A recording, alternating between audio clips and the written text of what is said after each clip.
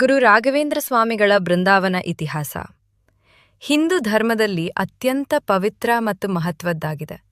ಶ್ರೀ ರಾಘವೇಂದ್ರ ಸ್ವಾಮಿಗಳು 16ನೇ ಶತಮಾನದಲ್ಲಿ ಜನಿಸಿ ಮಂತ್ರಾಲಯವನ್ನು ತಮ್ಮ ಅಂತಿಮ ತಪೋಭೂಮಿಯಾಗಿ ಆಯ್ಕೆ ಮಾಡಿಕೊಂಡರು. ಅವರು ಮಹಾನ್ ದ್ವೈತ ತತ್ವದ ಪ್ರಚಾರಕರು, ವೇದ ಉಪನಿಷತ್ಗಳ ವಿದ್ವಾಂಸರು ಮತ್ತು ಅನೇಕರಿಗೆ ಗುರುಗಳಾಗಿದ್ದರು. ತಮ್ಮ ಜೀವನಾವಧಿಯಲ್ಲೇ ಅನೇಕ ಅದ್ಭುತಗಳನ್ನು ಮಾಡಿ ಭಕ್ತರ ಕಷ್ಟ ನಿವಾರಣೆ ಮಾಡಿದ ಮಹಾತ್ಮರಾಗಿದ್ದಾರೆ.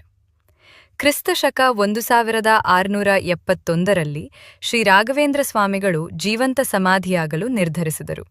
ಭಕ್ತರ ಮುಂದೆಲೇ ಬ್ರಾಹ್ಮಣ ಸಂಪ್ರದಾಯದಂತೆ ಪೂಜೆ ನೆರವೇರಿಸಿ ಪ್ರಾಣ ಪ್ರತಿಷ್ಠೆ ಮಾಡಿ ಬೃಂದಾವನ ಪ್ರವೇಶಿಸಿದರು.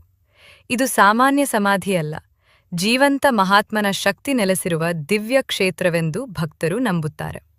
ಮಂತ್ರಾಲಯದ ತುಂಗಭದ್ರಾ ನದಿ ತೀರದಲ್ಲಿರುವ ಈ ಬೃಂದಾವನ ಇಂದು ಲಕ್ಷಾಂತರ ಭಕ್ತರಿಗೆ